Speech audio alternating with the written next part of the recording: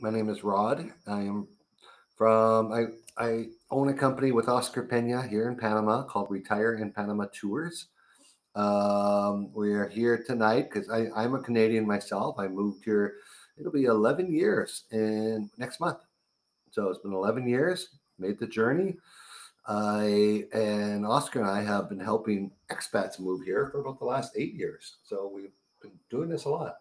And we do this a lot with Canadians. Since I'm a Canadian, and on our blog, I've written hundreds of articles, and I do talk Canada all the time. So obviously, if you search for Canadians moving to Panama or Canadians living in Panama, we're number one. So we get a lot of Canadians on our tour. Typically, 30 to 40% of our tour monthly tours are Canadians. So that's like 3 or 4 people, because we don't do 10 to 12 people. So. Hello from Miami. Oh, Becky, I'm going to have to delete you. I'm sorry, just kidding. I'm not going to do that. Yeah. So, I decided everyone's reason for moving here is something different. There's categories that things fall into, but I was in my mid 40s at the time. I was an online marketer. I had my own business, and Canada didn't make sense to me anymore. I was single.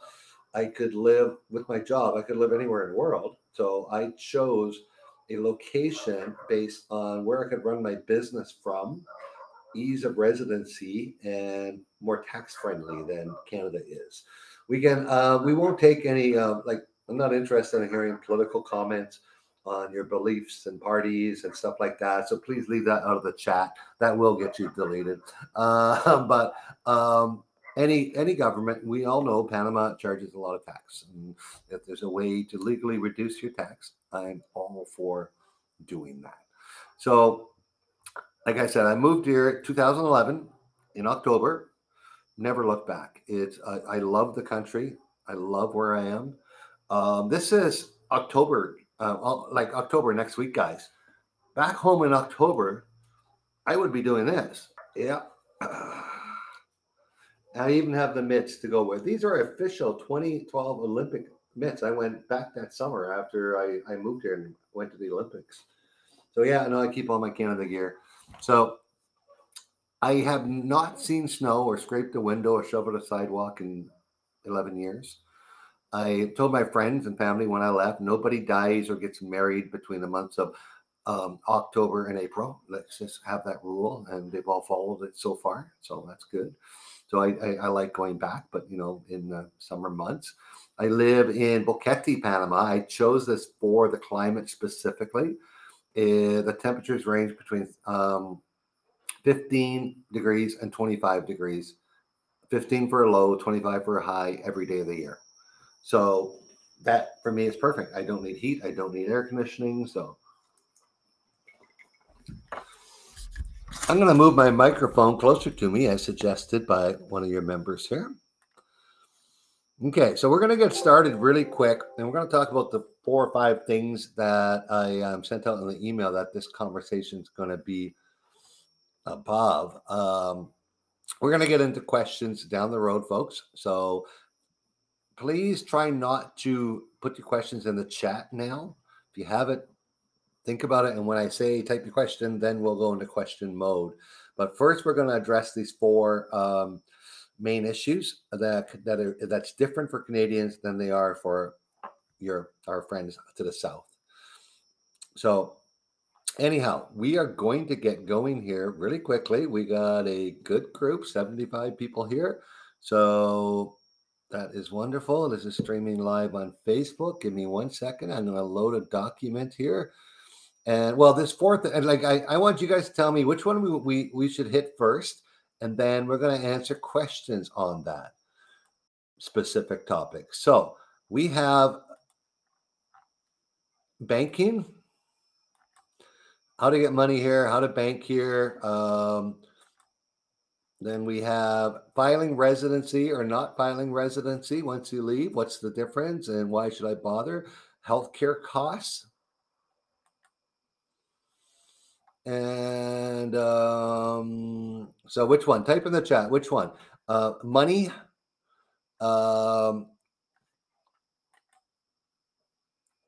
filing residency or not filing residency, tax purposes, or healthcare.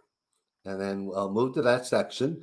The information I have on my screen is going to be in a document sent to you after this call. All the links: residency, banking, healthcare, income tax. It really doesn't matter because now I can,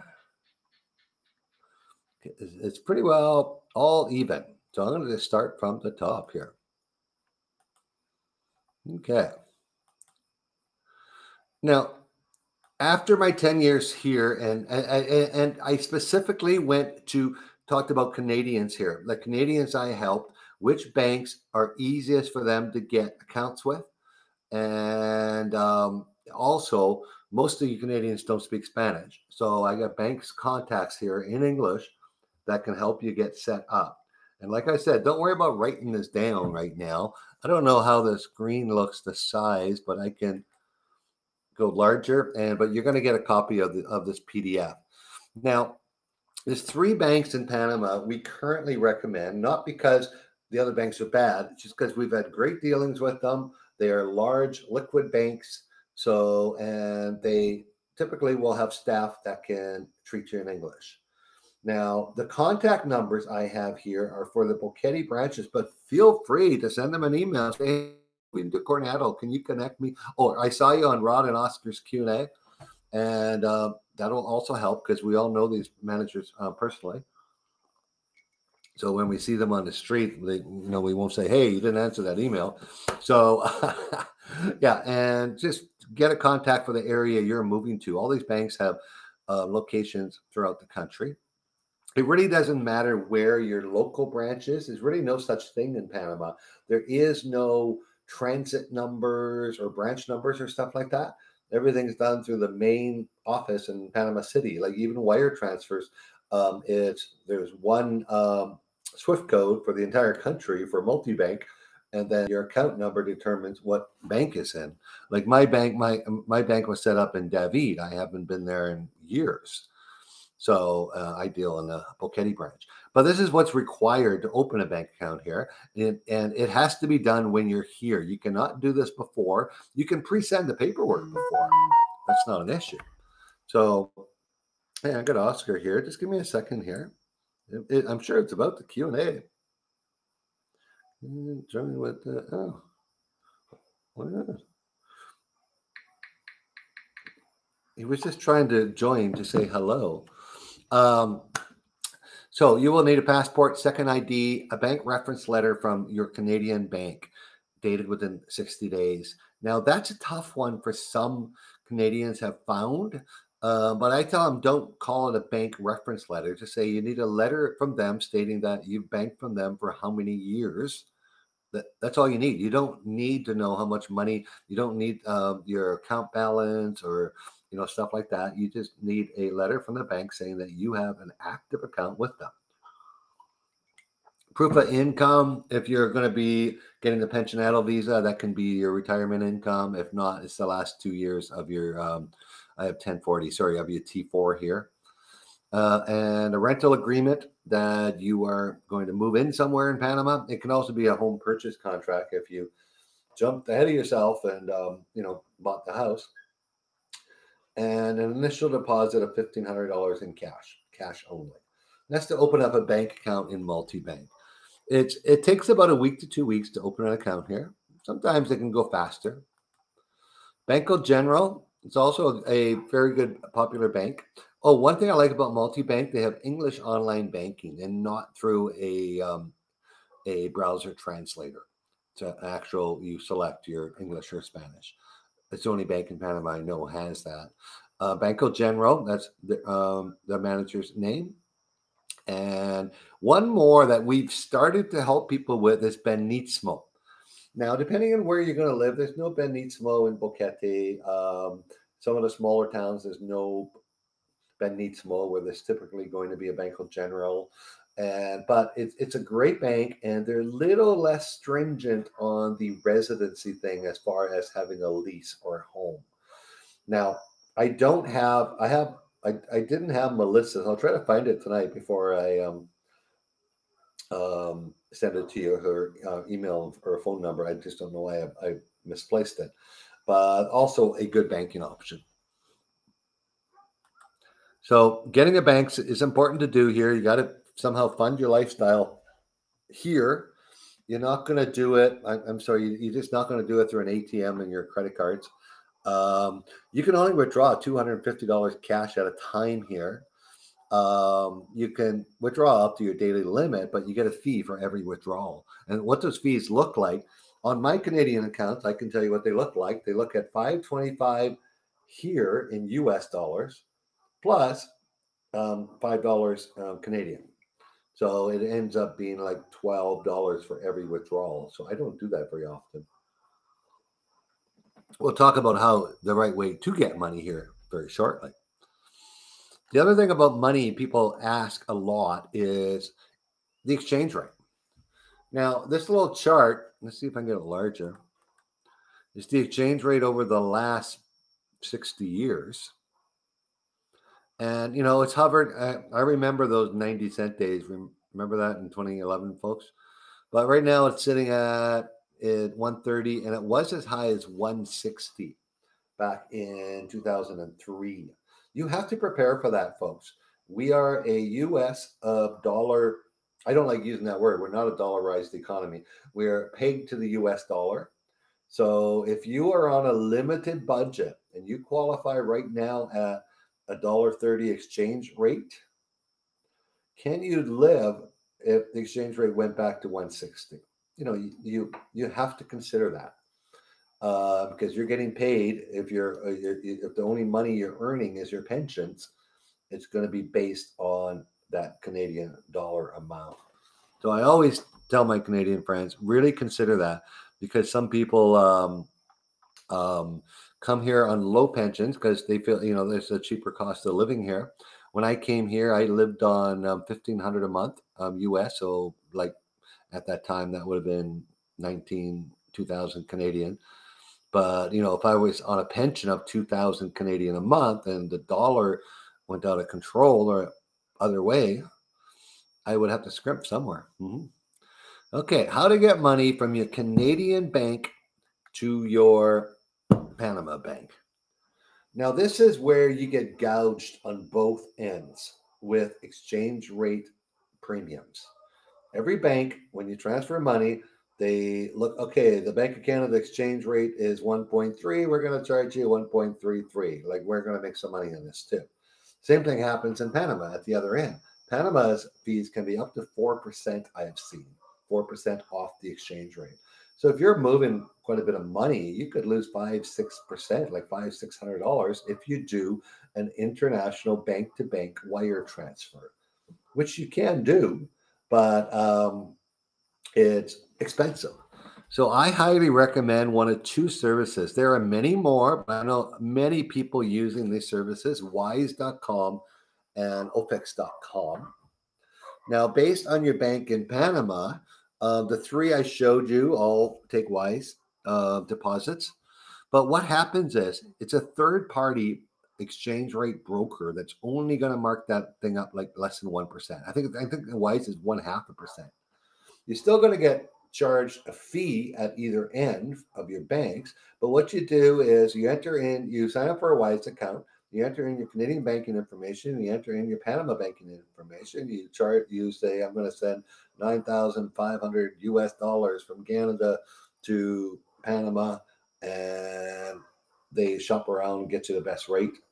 And it takes about a day for the money to arrive here. It can be 2 days also, because I think they hang on to your money and earn interest on it, of course. So using a third party exchange company is wise when you're moving your money here. Do not be in the position that you have to move your entire pension here every month just to live. Or, like, I can tell you for a fact, every transfer you make is going to cost you $100 US. And I should clear that up. I don't want to say that throughout the whole thing. Obviously, Panama is paid to the US dollar. So my dollar amounts will always be US unless I say they're Canadian. Okay. So you're going to spend $100 every time, whether you make $1,000 transfer or a $10,000 transfer. Okay. So That's how you move money here. Very, very important. I think I left it up here. Nope, there, here. Yeah. The most important thing, and I dealt with this. Sorry, not working the way I wanted. I dealt with this with a lady in Mexico last week.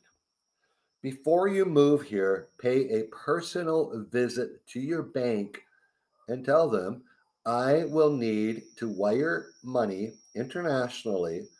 I need to know that's working and set up. If you even have a friend here, spend $100, do a test wire, do something.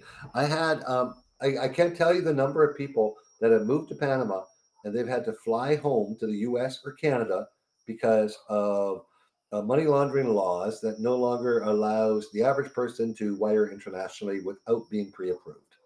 So you have to, I'm going to fix my camera, folks, it slipped down. Yeah. So you have to make sure you're approved to do that because what you want to do. You want to, okay, I want to move 3 months of living here. So I want to sit down at my computer, go to my online banking or log into my Wise account. And I want to move money from Canada to the US. Boo. You want to be able to do that online. You don't want to be able to try, like, they just don't do wires over the phone or through fax or, you know, that's just, with the international money laundering laws that the US has plagued us with, you need to get that set up. A lady from Mexico Googled expat banking help and she found our number and I spent a half hour with the phone. I could not help her. She has to book a trip and fly back to Canada to sit down with her bank and because she can access her money and she's almost out of money. So she was in a dire situation, actually. So that is the simple banking stuff. So let us get out of presentation mode. Give me 1 second. No questions. No questions until I click this button. Questions.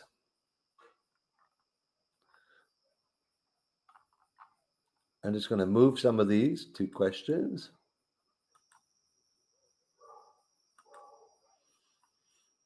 Pop your questions in. I'm just moving the stuff you guys typed in the chat when I told you not to. Just kidding.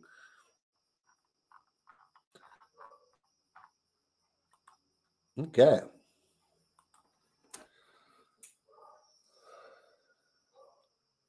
Is there good IT support and tech for computer business in the small cities outside?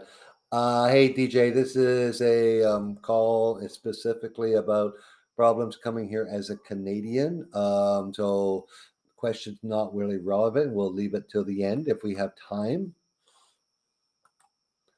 Okay, Susan, can we keep a Canadian bank account? Yes, you can, Susan. I am proof of that. I have an HSBC account. You can keep a personal bank account in Canada. We will get our next section on the list there, if you were peeking, was residency.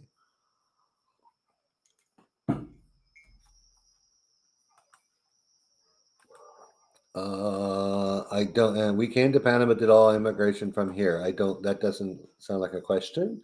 Sounds like an answer. Oh, here's the question. Please, guys, leave the answers for us. And as we go through this residency, this is a save for later question because not quite relevant to. Okay. Let's get your questions about. Sorry. Let's get to questions about banking here. There we go. Good question.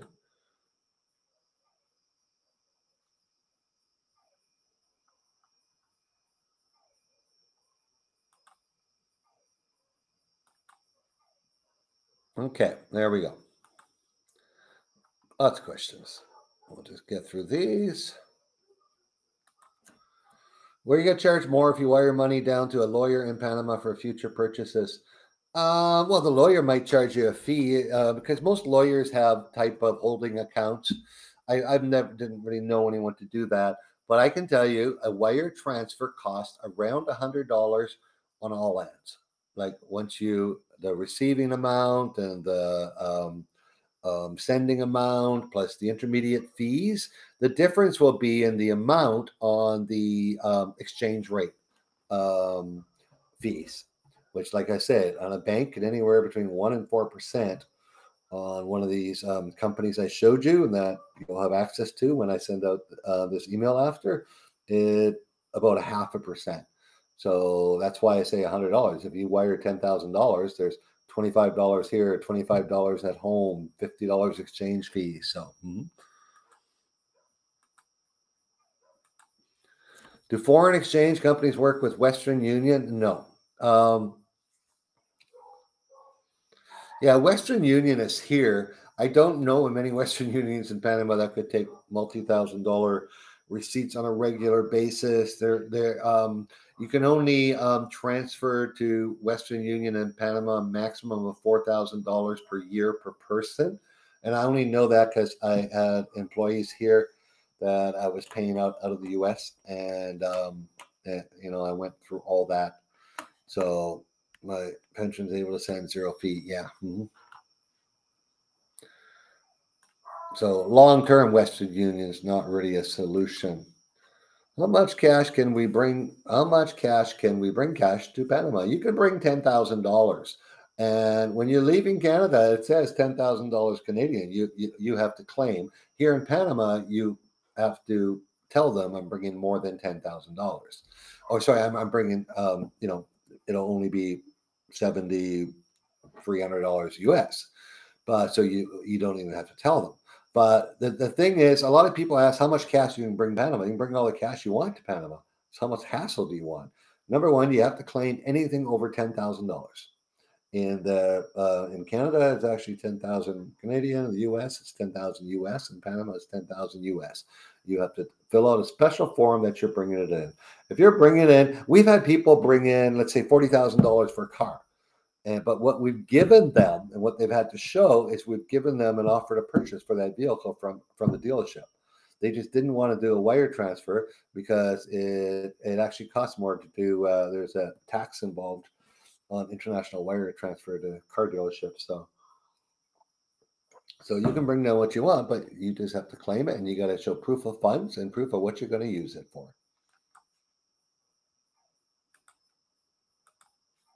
Do you need proof of income if you're not applying for residency? You cannot open a bank account without applying for residency, Mark. That was one of the requirements. You need proof of income, plus you need a letter from your lawyer stating that you are in the process of applying for residency. Okay, good. Foreign exchange. Trading stocks, I'll save that to the next one.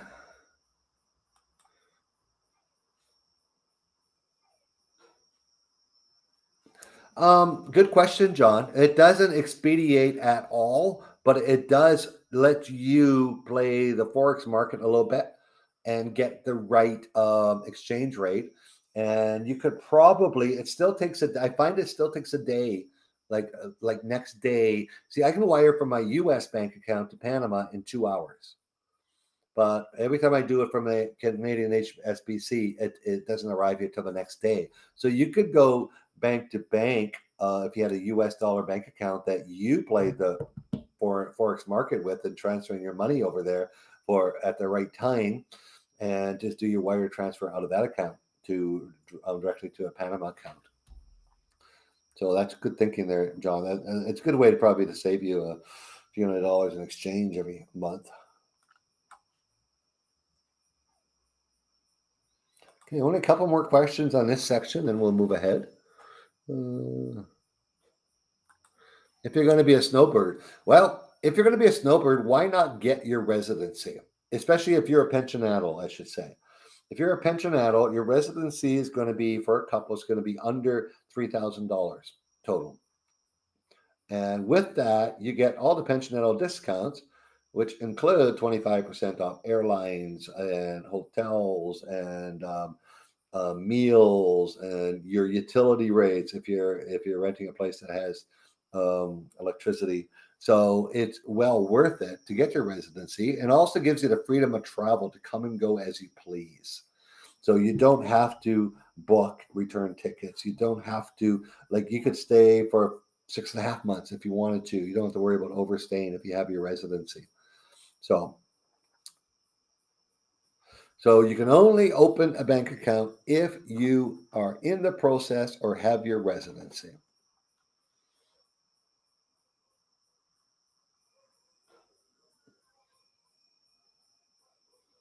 Okay, we got Canadian deposits being directly deposited in Canadian funds to bank accounts. No, I heard someone was doing that on recently on a U.S. one, but the bank, I emailed the bank manager of that bank, and they said nope, it's got to be a U.S. address bank. So that's all that's what I know. U.S. people can deposit funds, but it's a 21-day hold. Banks are charging now for $10 or $20. So I don't know of a bank here yet that is. If someone can correct me, I would like. But I check that all the time. But I know like the three I told you don't take non-U.S. accounts. Okay, I can close that one. There's the check thing. Can a Canadian check be deposited directly into one of your? There is a process for that. I was reading on the CRA website.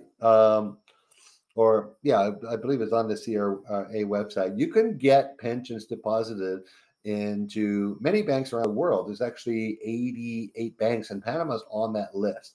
I've never met someone here doing it. I met one guy who said he gave up. The process was so long. The U.S. has it down pat pretty good. Um, but if you deposit, don't forget how they do it here. For the U.S. deposits into their own embassy bank account here, and they transfer the money over, so there's no wire transfer fees.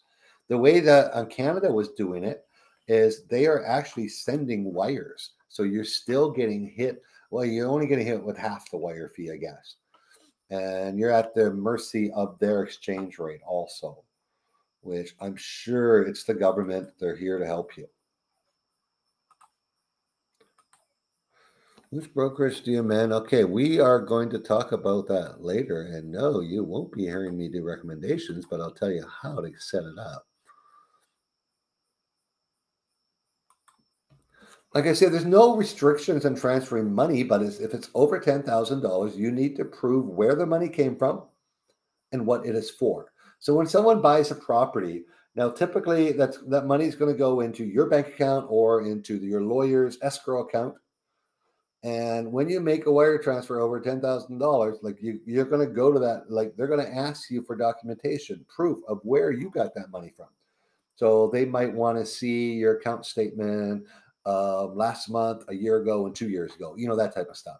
And then you're going to have an offer to sale agreement. So that's going to be at the other end. All this stuff gets sent to the bank, puts in a paper file, and it's buried in the basement somewhere in case the Panama Bank is ever required by the U.S. government to the U.S. government.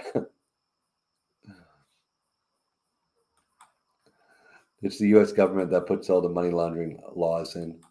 Okay, Scotiabank in Panama is good bank. Absolutely, I can't recommend Scotiabank. First of all, it is zero ties to Canada.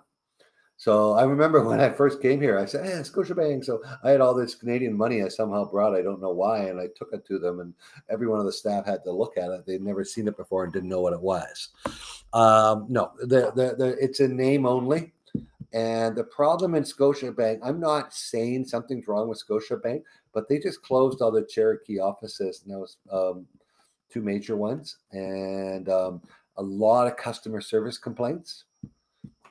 So that is the only reason why, from the outside, I've never banked with them. But when they start closing branches and their customer service complaints, I see all over social media, just ridiculous. Then I can't recommend them. Okay, that is Q&A for banking. We're going to quickly move out. This is still money we're talking about. We're going to have, you can ask more questions at the end.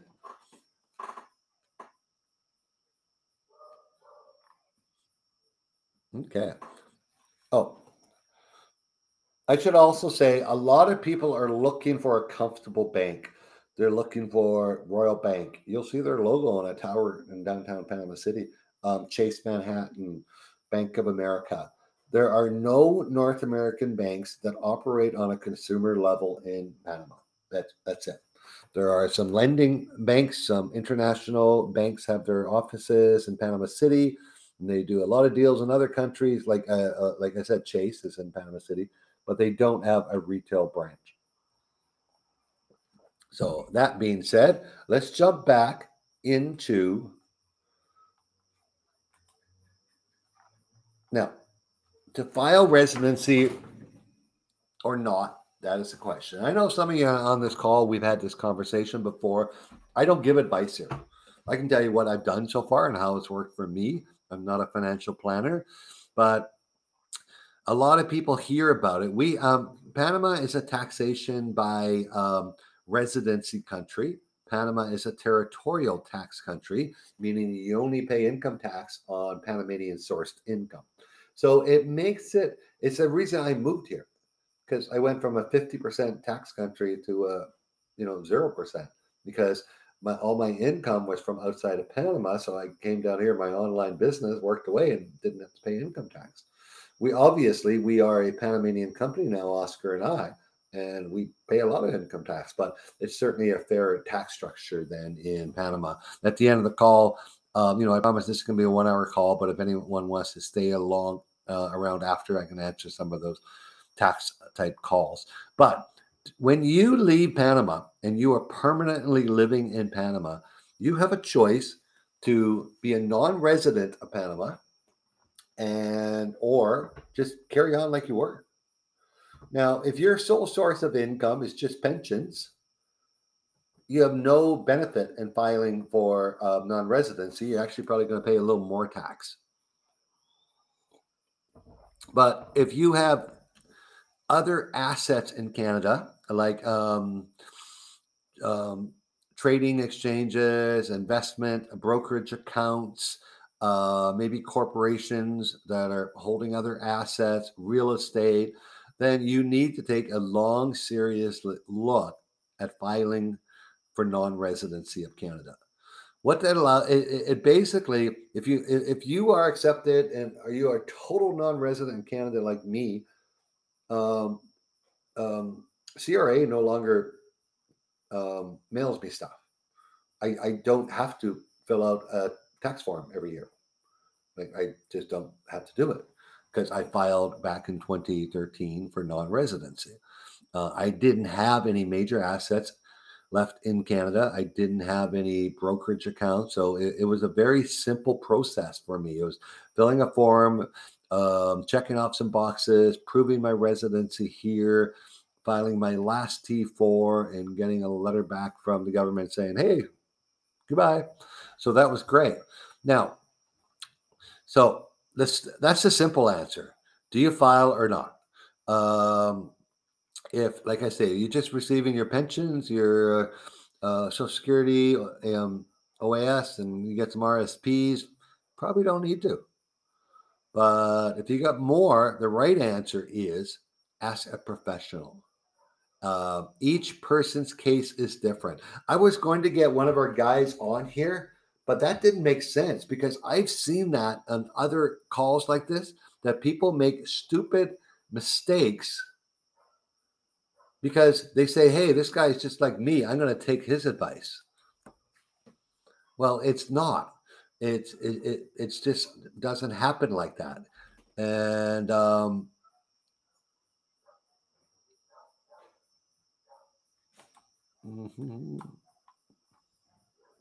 okay, so I'm going to give you guys now.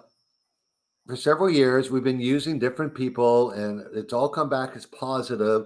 You need to get yourself a consult with one of these companies if you are in a position where you're exiting Canada with some assets, with some trading brokerage accounts, and how you can minimize your overall tax. Now, I'm going to show you, like I said, you're getting this document. So there's two people that we work with. Well, we don't work with, but we know have excellent reputations. We've checked them out.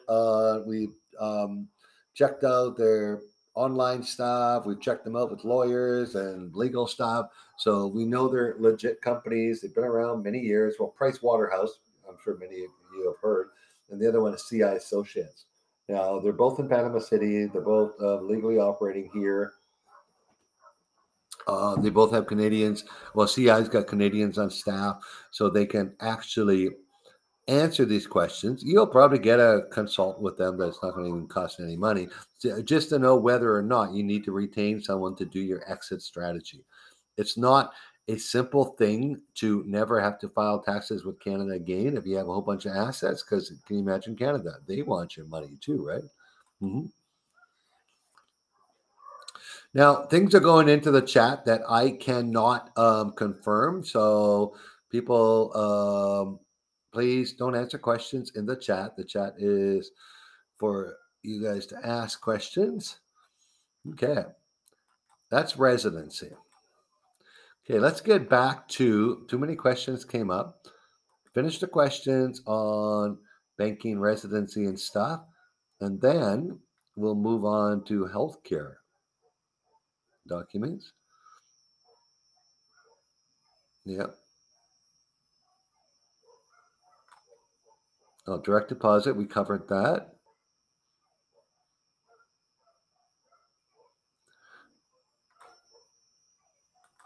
Brenda, are you getting a copy of the PDF as soon as after this call is over, with people's names and phone numbers? Okay, let's go Q&A. Okay.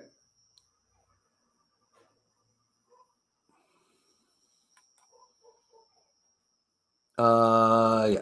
Mhm. Yeah, the thing is, when you file for non-resident, you still pay tax on your pensions, and even some RSP contributions and stuff like that. There's a 25% holding tax.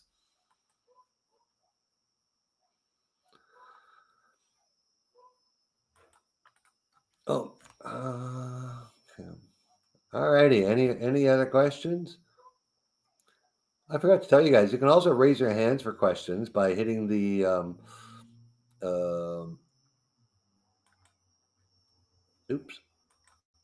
hitting the happy face and raising your hand down on the chat. Just wait, I got to change something on here, guys, if you don't mind. Settings. Okay.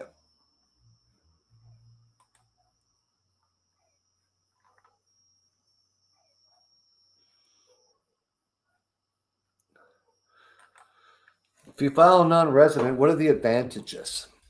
You no longer pay tax to Canada, Deborah, besides withholding tax on your on the government stuff like pensions and RSVPs, if it's depending on how they're structured. But let's say you had an investment account. You move your RBC investment account to New York Stock Exchange. That's what these advisors will probably end up telling you doing if you're filing for non-residency. So now you're trading on the stock market in another country outside of Canada and also outside of Panama. Even dividend and stock gains are not taxable in Panama if it's not a Panama corporation. So that is definitely the advantage. Interest on your money. If you have money in bank accounts or in different CDs around the world, Panama doesn't charge you. Even in a Panama bank, you can go tax-free in the first $500,000 worth of savings. So it's kind of crazy. But let's say you open up some bank accounts around the world with your money and put it in 5% CDs. If you're a non-resident of Canada, you wouldn't pay tax on it anywhere because you don't pay tax in Panama on it.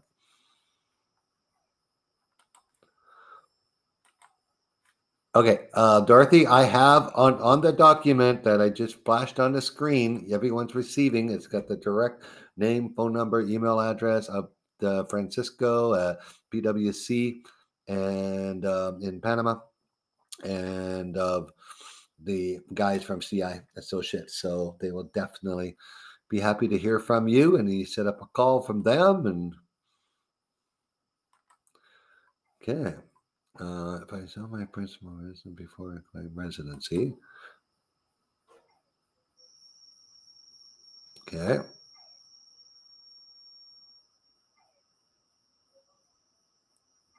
Next, I'm just moving some questions over.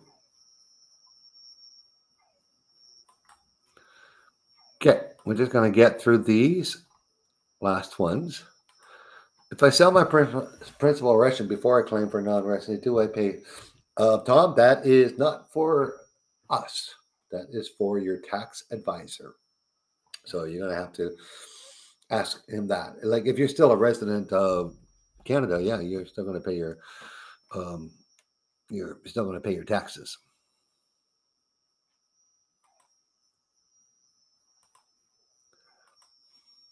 Bruce, hey, if I go for non-resident with assets and banks and brokerage company, do I have to sell off all my stocks? No, well typically, again, I'm not telling you what to do here. Typically, you would just change your brokerage account to a non-Canadian brokerage account, and you just move everything over. And that's what a professional, international financial advisor, and the guys we recommend are fee-based. So they're not going to take a percentage of your assets. So don't worry about that. They're going to charge you a fee for their advice. And try to get 30 minutes on the phone with them. Not really. A Canadian can stay in Panama for 180 days. Then they're supposed to leave for 30, and then they can come back for 180 days. That's the actual law. So, without filing for residency. And I had that question twice, but that's fine. Okay, we're just going to quickly talk about healthcare because I don't want this to drag on forever. Oh, everyone's still here, so that's good.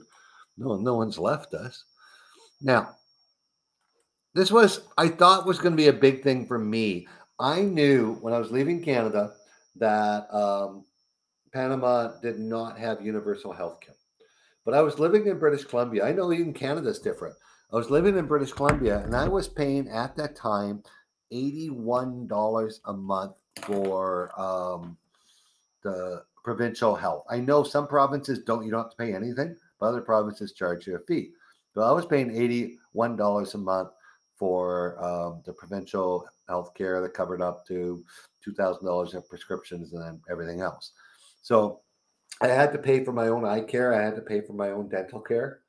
And so I moved to Panama and I arrived here in my late 40s. My first time, and then, my first medical uh, health insurance was $102 a month, and it was 100% coverage. So I said, okay, this is pretty good. It's not really, and dental is about a fifth of the cost of Canada. I can say a tenth in some cases, by the way. A good dental cleaning here is $35. Um, and then eye care is cheaper, and just everything was cheaper. So it really for me, but I was younger. Some of you guys in your 60s now, you're going to pay more. And like my healthcare has gone up now too. I'm 57, so I'm 58. So now I'm paying $158 a month. But that's for 100% coverage in Panama. No deductible, no copay. I get, run over by the bus. They take me there, fix me up, and 2 months later I'm home and I haven't seen a bill yet. But we're going to talk about the 3 types of healthcare you can have here. And number 1, you can choose to self-insure. And if you have the money to do it, it's a risk. Paying insurance premiums for the rest of your life is a risk too. It could cost you more than self-insuring if nothing really bad went. I know in Canada, we don't really know the prices of healthcare like in the US people do. We don't know that cancer costs $400,000 to fix, or that heart surgery was $220,000 because we don't get a bill for it. Down here, the costs are substantially cheaper than North America. This is just some example costs. Knee replacement, $12,000, and these are private hospitals.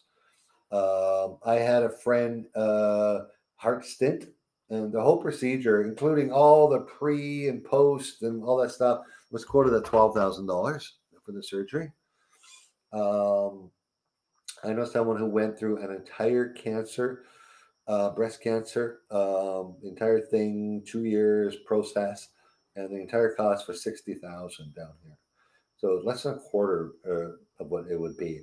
So, but for me, my recommendation for people who want to self-insure in the private hospital here is make sure you have $100,000 in savings for each of you. That's U.S. dollars.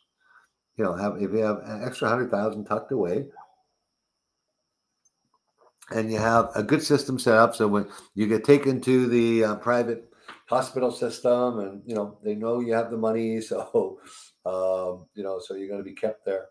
The public healthcare system is not that good here, folks. Whatever you hear, oh, I went in, it only cost me $8, and okay. I've known the bad side of that system. Known of people who have died because of the lack of care, or just lack of equipment, lack of medicine, or just full emergency rooms, no beds available. It's the public system's not that good here. It's very cheap. Like many of you might have heard my story. I had a friend that was 3 days for a ruptured hernia, like a serious situation. 3 days in the hospital cost him $250, and he had a good experience. But certainly, I don't see a lot of those good experiences. I see more bad experiences than good. So that's self-insured. Number 2 is full international coverage. Now, I love this insurance. I know people who move here in their 70s really balk at it because it gets really expensive by then. But that's what it costs. This is a catastrophic type insurance, so it doesn't pay for your doctor's visits or your prescriptions or stuff. If you already have prescription taking them, don't think you're going to come down here and get insurance that's going to pay for those prescriptions, because that's going to be a pre-existing condition, and they're not going to pay for that. So health insurance here, good, 100% coverage, no copay, with a $5,000 deductible outside of Panama, which can be used in Canada when you go back. So full international coverage. Let's look at what it costs. Now, the average cost for someone in their 50s, like me, 150 a month. 60s, you're looking at $300 a month. And 75 and above, it could go as high as $500 a month. Let's say between $400 and $500. I'm not going on the low side here. I'm telling you guys the truth. So that's what it could cost. And for you Canadians, that's a hard pill to swallow, because for the U.S. people, they're already paying $170 each for Part B medical, plus whatever their add-ons are. And once they've decided to stay in Panama forever, they can cancel those. They can put that money back into an international plan, which really lowers the price. But for you Canadians, if you want the best healthcare, as good as, better than you have in Canada.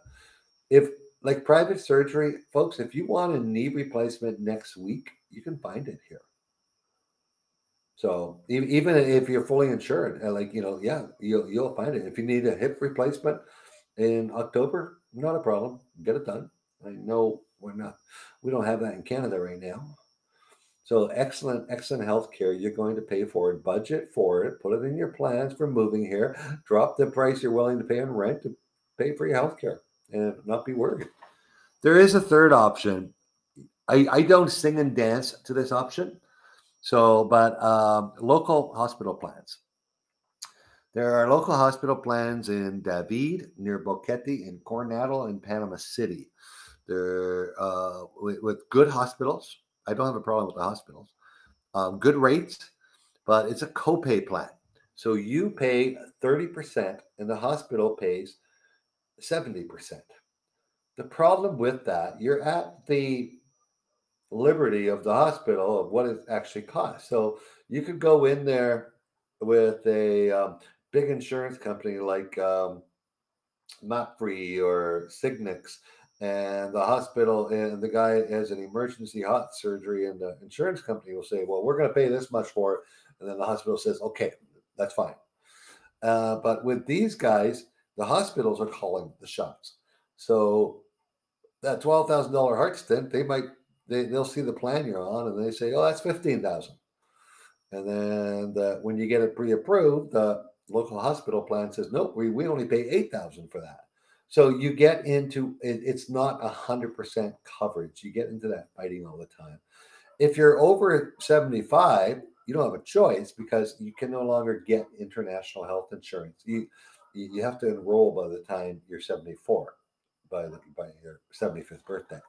But so at least I consider it more of a copay. Just your copay is going to be smaller because the price is affordable. In your 60s, it's $102 a month, 70s, 125, 80s, 180. Currently, I'll have to say, because of COVID, which is pretty well, the company told me last month they expect by December they're going to be unlimited age right now. Right now, they're capped at 70. But I expect within the next month or two, they'll go to 80 or back to 100 where they were. So, you can get some decent, affordable health care there. But you're still going to be out of pocket that 30%. And whatever else the insurance company doesn't cover because of the extra fees. Okay. So that, again, this will give you two. It's in this PDF. Like I said before, these are the financial people. Like, this is going out after the call, so you'll all see it. So let us get to the questions on healthcare. Ooh, questions. Got to see what all these questions came in.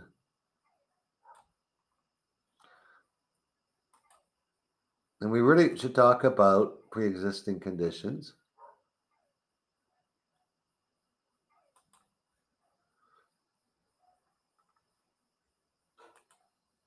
I believe the law changed in Panama where the max said, nope, L. Adams, you are incorrect on that. The law did change. The law changed for everyone except, like, it changed for everyone. And within a week of uproaring from all these Americans and Canadians that have condos and spend half a year here, they changed it. So US and Canada have 180 days. The rest of the world is at 90. Just want to clarify that. Okay, medical insurance companies of Panama require you to be COVID vaccinated. The international ones do not.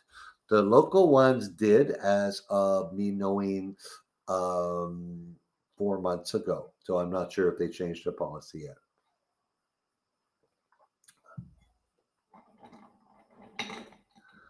Okay. Let us move on. Is there an emergency only plan that you can just pay as you go, self-insured for base? Well, that actually, what I was showing you in the international one is a catastrophic plan. It's more than a catastrophic plan, but definitely you pay as you go for doctor's visits. A doctor's visit here, depending on where you are in the country, is between $15 and $40. Panama City, some high-end clinic might be $40. Here in Boquete, it's $15, less your pensionado discount, of course, if you qualify. X-rays can be $15 to $25. Lab tests, same things. So a lot of people just pay as they go with regular stuff. But what the catastrophic in Panama, the way it's dictated, it's everything, every accident, every hospitalization, like all that stuff. So if you aren't feeling well, you go to the doctor, he sends you to a specialist, he sends you for tests, and then they say, oh, you need a heart valve replaced. Well, you paid for the doctor, the specialist, and the test, but the insurance pays for the operation and the aftercare and any medication you need during the surgery and for your recovery. So.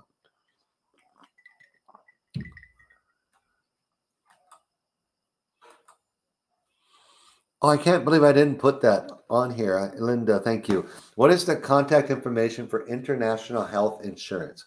I'm bringing up a site here. I've been here 10 years. Oscar and I are, I don't know how many hundreds of people we have helped um, here, but there's only one person in this country I will recommend for health insurance as far as a broker. Now, I'm just putting it in the chat, guys. She can help you all over the country, doesn't matter. She'll find out your needs. Her name is Magda Crespo, trusted friend, and she will help you with whatever you need. Whether you are young families here, like Oscar and Megan and their children now, are fully insured with their plans, and or myself, a little different situation. Or if you're in your 70s, you'll redirect you there, and you want to buy health insurance from a trusted broker. You absolutely do. And if you want to prove she's not ripping you off, as some people in this industry claim, when you get your quote, it'll be on the company's letterhead. So let's say she quotes you not free or worldwide. Go to Worldwide's website, put in another email address, like the wife's email or something, and some John Doe or whatever, and you'll get the same quote back. And it's going to be the same. Like, you don't pay more because you go, what she is your adversary against you, the hospital, and the insurance company. Now, her goal is to get you to renew the insurance with her next year because that's how she gets paid. So she is going to fight for you to get the payout and to get the dollar amount you need to do your procedures. And she speaks perfect English. Sweetheart, please check her out. Okay, let's go. Publish. Isn't driving 90 days? Yes. We get that question a lot, guys.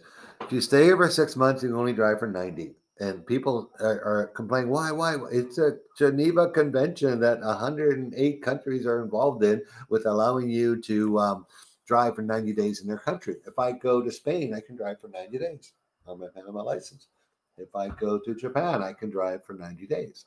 Now, the difference is in Canada, NAFTA, the free trade agreement, there was a law change. They pulled out of that convention, and we can drive in the three countries, Mexico, US, and Canada, for 180 days because we're allowed in them. We just don't have that here. So that's why. Hmm? Okay. What about medicines that aren't available in Panama? Are the best ways to get these here? There are a few.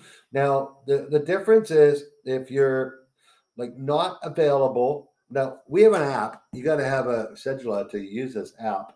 It's like the apps you guys have in Canada and the US. I can bring up a medicine. If you want to email me after this call, the brand name, I can tell you if it's available here in Panama and what the price is. But don't forget, people say, who are you? Retireandpanamatours.com. And right at the top, there's a contact. So I can tell you, I can use my app and tell you if your medicine. Make sure you spell it correct. I'll have to find a Spanish spelling of it, and then yeah. But people can get their medicines here. Now we like the whole thing. We didn't really talk about this on the call about shopping, Amazon. What I did and what works well with everyone, all my Canadians coming here now, I get them to, when you shop on Amazon, you go to Amazon.ca. Well, just once go to Amazon.com and log in. You can do that. And then you can get a forwarding address in Florida. Like, we'll teach you how to do this if you come to Panama, like how to get your packages here. You can use Amazon. You can have anything mailed there and it will come to Panama. Yes, you can bring medicines through if you do it properly through through Panama. So there are ways to get your what do you call it? Like your medicines here. Okay. If one's supposed to know, it's from the date of your passport. So if you leave your wife at home for 90 days, then she comes on the 90th day and then she can drive you around for the next 90. I don't think that'll work with her, John. Pretty though. Okay. Okay. I see questions in the. Oh, I got to turn regular chat that did not detect as questions.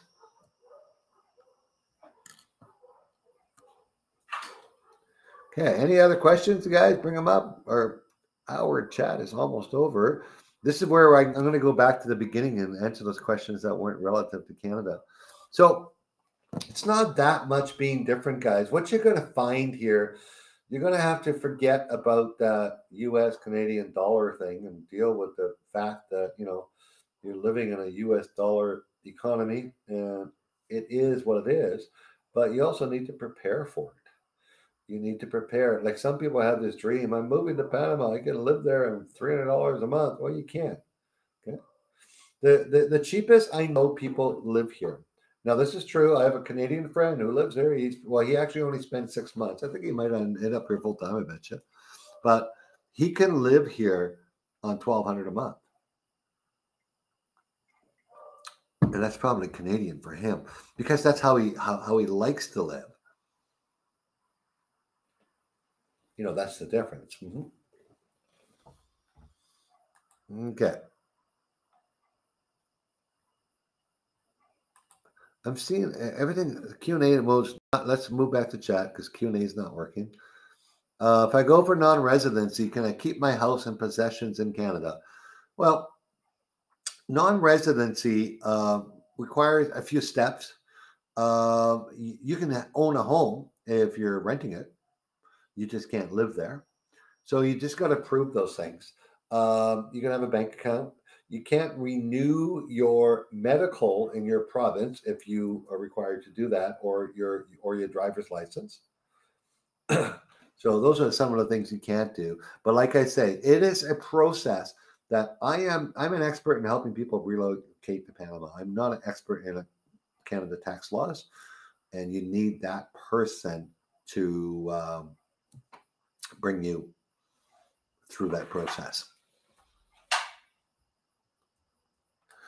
Oh, yeah, good question, John. John, for Canadians staying in Panama in the winters, is there recommended for healthcare? Well, there's nothing you can really buy here. No. It's getting really expensive for you guys to stay anywhere outside of Panama. Like I've seen some people, the quotes that they tell me that they spent more in healthcare than their rent down here. So it's crazy.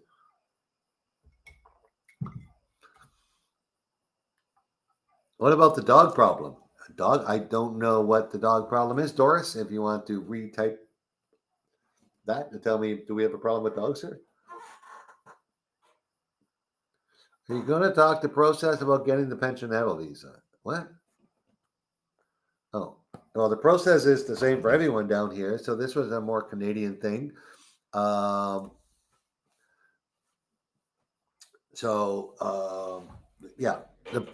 Well, there is one process. Yes, I can bring that out. Thank you, Linda. Now, to get your pensionable visa, you have to get the following documents. You need to get a letter from the CPP, OAS, whatever, showing how much your pensions are. And it's not really an issue. It doesn't have to say for life because the Panama government knows the Canadian pension programs. And you need to get a marriage certificate if you are married and filing as a couple. And you need to get this stuff approved by the Canadian. My mind just went blank, guys. Well, the paperwork it gets stamped by the consulate in Toronto or Vancouver, but it gets approved by Canada Services first. Canada Services were way behind. They're much faster now. There's another process that if Canada Services is taking too long for you, but if you're in a rush, but they just have to stamp it and then it goes to the Canadian consulate. They take a day or two with it. GSC, yeah.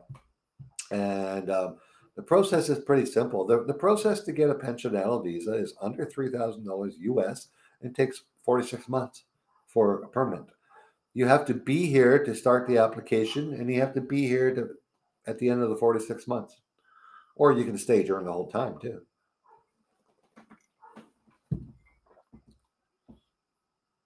If we stay 180 days and bought a house and returned to Canada, and it's possible. Yeah, you can own a house here without being a resident. That's not a problem. Do you have any recommendations of accountant and lawyers? And oh my God, that can help you become a non-resident. I have gone through so many people. That's why I'm going to recommend the two people on my list here. One is a certified Canadian accountant, also a Panama accountant. The other is Price Waterhouse, who has offices throughout Canada, and they can connect you. There are so many Canadian accountants that just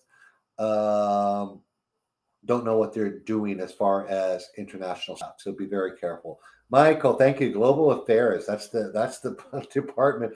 Never had to deal with it when I moved here. This is something new. Global Affairs is down to 16 days. They were at like 70 days in July approving documents. No, I'm not worried. People are getting two people can. You can drive for 90 days after the stamp on your passport, your arrival passport. Do the animals? Yeah, the animals have to go through all that paperwork every time 10 days before. Right now, if you I'm bringing some pets right now from Toronto this week and next week, and like we're doing quite a bit of that right now.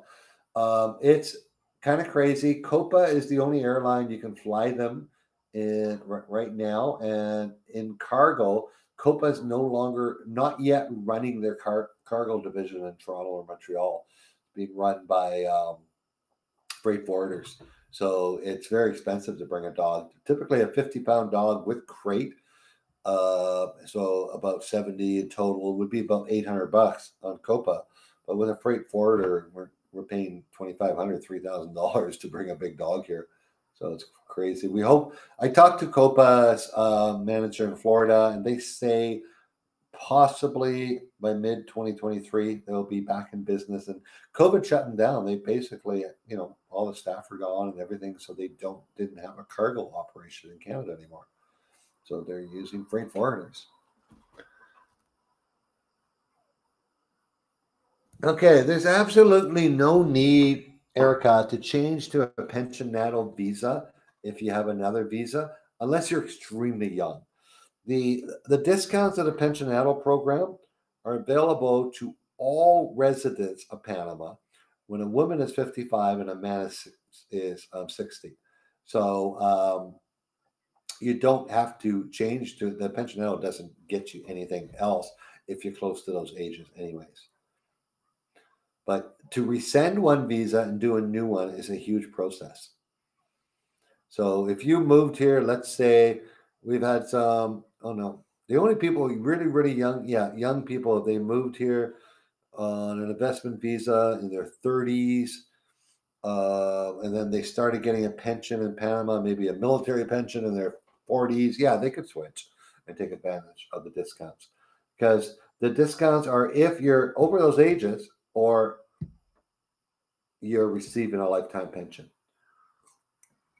No, your 22-pound dog must go on a diet, probably down to 16 with a very lightweight cloth carrier. It has to be under 20 pounds.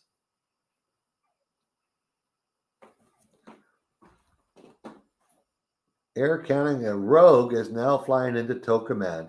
As of when? I know Air Panama used to fly into Tocumen. Thank you for that information, Deborah. That's got to be something very new. I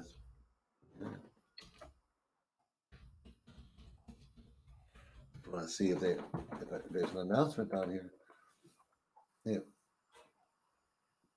I know they were going to be starting soon, so maybe that's later on. But okay, again, 22-pound dog. Nope. Do we need a different license for a scooter? You need a motorcycle license.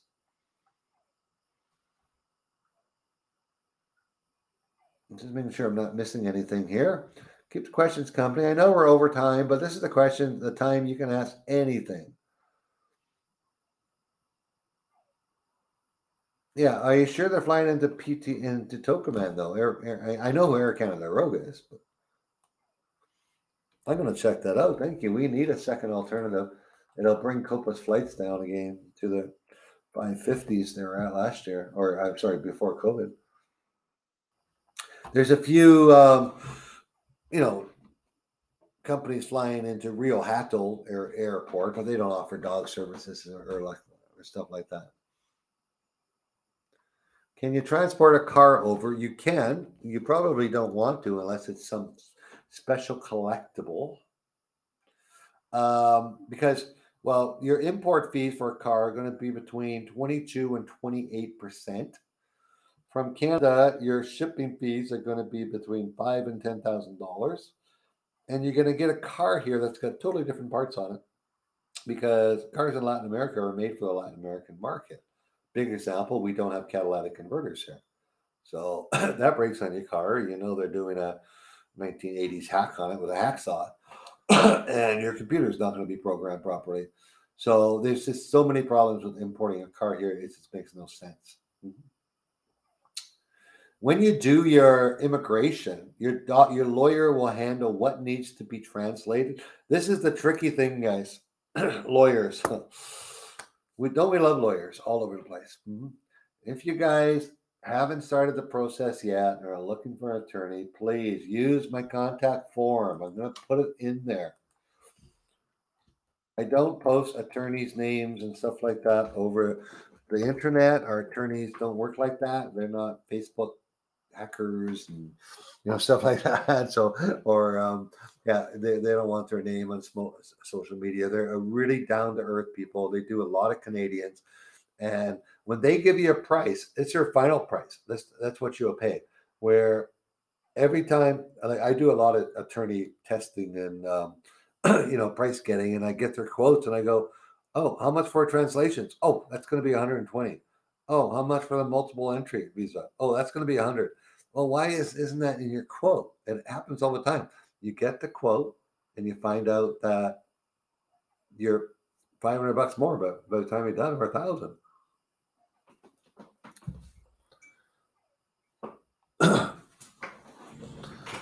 Okay, yeah. A good attorney is going to be able to walk you by the hand. That's done Canadian ones, and they know you're actually, they'll know what documents you need, where you're going to get them. Oh, porting phone numbers. There we go. Hey, let's go back to my document because that's one thing we forgot, or did I miss a page? Okay, this is huge, folks. How many of you guys in the chat don't know what an OTP is? I'm sure you do. But this is going to be a problem. This is a problem for many people who move here. If you log into your bank account, do you get a text message saying that, hey, you enter this number to continue? Or into your investment broker's account? Well, if you decide to move to Panama, that goes away because your Canadian cell is not worth the expense keeping it here. It costs you a fortune, and you're not going to be receiving that text message here. If you're moving here permanently, you need a solution to that. Now, these are the three solutions I've gone through that receive OTPs from most banks and financial carriers. Now, I'm not going to say they receive for all. All these guys have little test accounts, like 7 days free, for 14 days free. They all have apps on their phone. What they are is virtual phone numbers. They call them VoIP, voice over IP. They work over the internet, and it's an app on your phone, so it doesn't take the SIM card because you're probably going to have a Panama SIM card here. And it allows you to receive text messages and phone Canada for free, and allows people from there to phone you for free. As long as you're in good Wi-Fi and good 4G LTE service, you'll be able to use it as a regular phone. So with a Canadian number, and these services all offer Canadian numbers. So you need to set this up also before you leave. You need a way, once you decide, hey, I'm going to be in Panama for good. So You need to have a way to receive OTPs if your bank won't do it a different way. Now, this is the thing, guys. Most banks have multiple options to receive secondary passwords.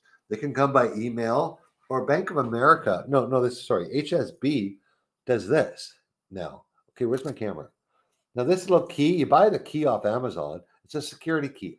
And I can put it in my laptop and I can go to my Bank of America and it recognizes it there and it recognizes it's me. And it's program one and it avoids me from having to use a one-time password. Now, the question was, does Google Voice work? Well, Canadians can't get Canadian Google Voice numbers for free. I use Google Voice. For those of you that have phoned me, chances are I was on one of my Google Voice lines and it worked great.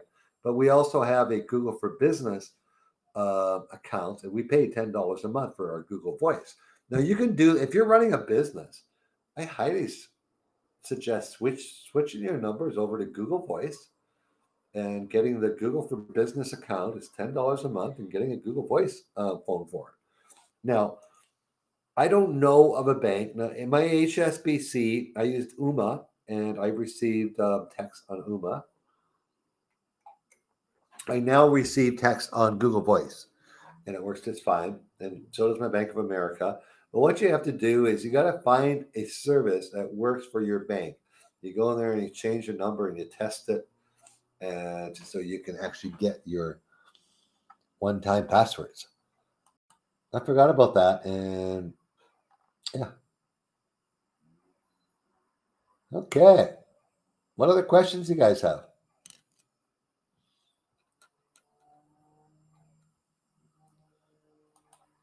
Would RDO fibrillation be covered by any health insurance? I can't answer that. You would have to go directly, to the health insurance person that we just shared with you in the chat. And it could be a pre-existing condition. Most pre-existing conditions, though, are related to basically you won't be covered, but for the heart. You can get, if you had cancer before, skin cancer, you can get health insurance here. You just won't be covered for skin cancer. You'll be covered for other cancers. So, so if you have high blood pressure that's controlled by medication, that's not a pre-existing condition. But if you have high blood pressure, high cholesterol, and I don't know, something else, then they're already going to look at you. You better have a good physical that day. Okay, by the way, we discovered a Service Canada. Okay, yeah. Back to my question regarding dogs. It seems to be common knowledge Panama is second next to Mexico when it comes to stray dogs.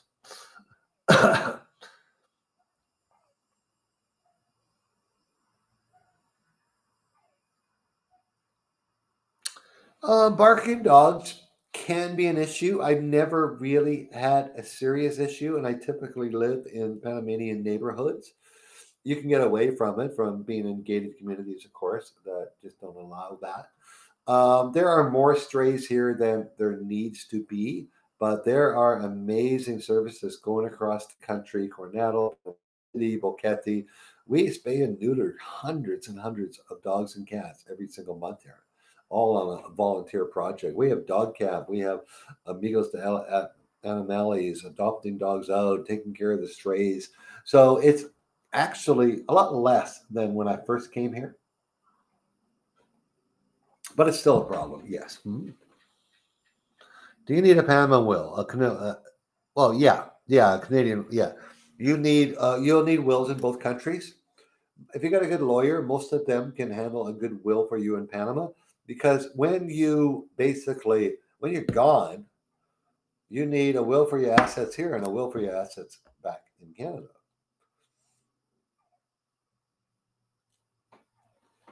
Can you use WhatsApp? Oh, yeah. WhatsApp is the number one means of communication. WhatsApp is used over telephone calls 10 to 1. It is used over cell phone text 100 to 1. No one, because you actually pay for text messaging here. It's not free. So on WhatsApp, it's totally free. Do you have the documentation in Spanish for flying? I don't know what you're asking, Brenda. WhatsApp is, yeah. Okay. I think we are winding down. We are over our hour, but like I said, if you had the Canadian questions, um, well, that's a good point, John. You could, if you want to be a snowbird here in Panama for 180 days and are paying $600 a month for health insurance each, it can get expensive. You can live here cheaper. Okay, folks, did I miss anything? Oh, Brenda, if you documentation in Spanish for flying, I don't know. I think I'm trying to go through. Anyone type your last minute questions? We can start saying our goodbyes. I'm going to put my toque on. Can I do that? There we go. What do you guys think? How many of you guys are like you Edmonton people? Are you getting close to this? I got a friend in Edmonton. He tells me it's getting colder there now.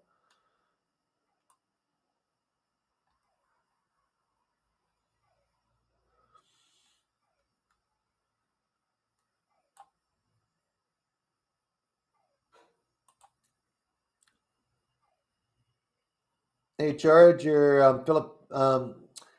people from the Philippines. You'll just have to check on their requirements to enter Panama, so that's not a problem. CAA travel insurance. Murray, how are you? Does that cover health insurance?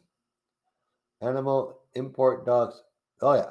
No. To bring your dogs, Brenda. No, like if you need the paperwork to bring your dogs, just send me an email. I'll send you the current Panama forms.